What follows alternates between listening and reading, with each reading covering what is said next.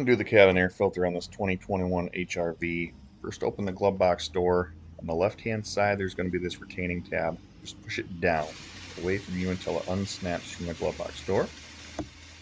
And then, on the left and right-hand side of the door frame, there's retaining tabs. I'm just going to pull the door inwards until those tabs release. The glove box will fall, exposing the HVAC box. There's tabs on the left and right hand side of this little access panel. Just pull them inwards. It'll unsnap, exposing the filter.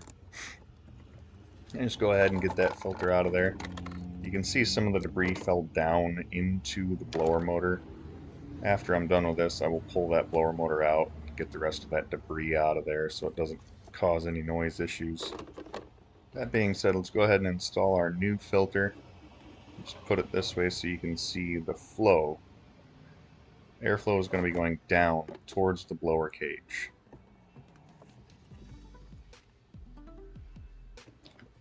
Let's make sure the indication is facing the right direction. Install that cabin filter and put that housing cover back on. And just press firm until it clicks on both the left and the right hand side.